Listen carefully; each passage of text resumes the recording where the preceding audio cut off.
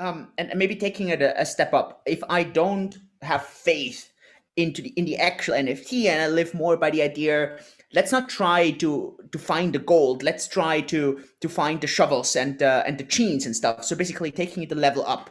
My first thinking would be I would be investing more into the exchange platforms, into the trading platforms. Is my thinking wrong here? And maybe I'm not having the direct exposure, right? Maybe I'm not going to have that much upside, but I also would say I have probably lower risk. Walk me through there a bit.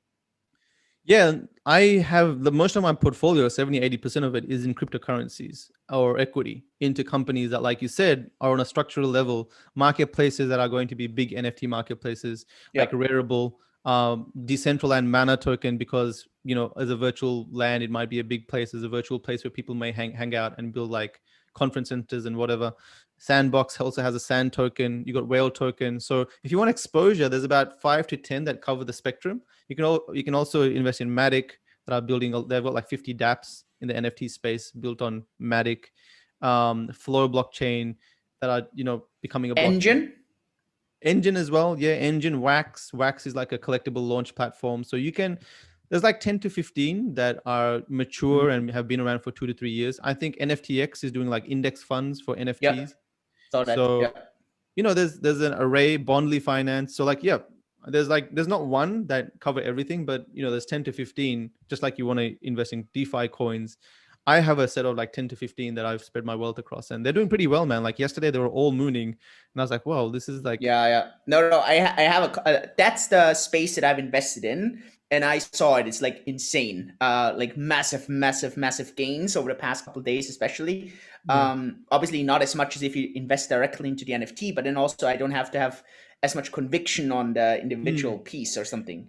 Well, cryptocurrencies are an easier mechanism to invest, right? It has better visibility. It's all on exchanges. People have 10 years of experience in investing in cryptocurrencies. So it has better liquidity. So I think it's just as profitable to invest in cryptocurrencies. NFTs are more for like experimentation of what the platform and this industry can do. So if you spot opportunity early, then you can capitalize on that if you put everything together, which is what some of these people are doing. And then obviously the next layer would be, if people don't even want to do that, they would invest into what? Ethereum.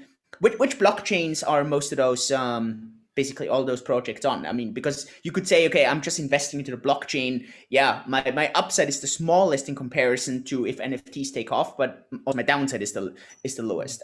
What are the main blockchains that all this stuff is on? Ethereum is definitely the biggest by far, just because it came with a lot of investors that were quite wealthy that wanted to see success in Ethereum. So they wanted to promote the project. So, they're happy to spend money on projects that are building on Ethereum. So Ethereum is definitely by far the biggest. Then there's Flow blockchain that came out of nowhere and now did really well with NBA Top Shot. It comes from the same family of CryptoKitties, Dapper Labs, and it's going to leverage NBA Top Shot to bring a lot of like new projects on Flow. I think Flow is going to be a really big one. And then there's a lot of like scaling solutions like Matty, Immutable X is coming, Near Protocol. There's like 5 or 6 really good ones that NFT projects are using to kind of scale themselves, because obviously transacting on Ethereum doesn't make sense. You're paying $30 to $50 to trade a $2 card. It doesn't make sense. So they need to implement some sort of scaling solution. So I think, there's those, if you want to drive it really back to kind of a safer play.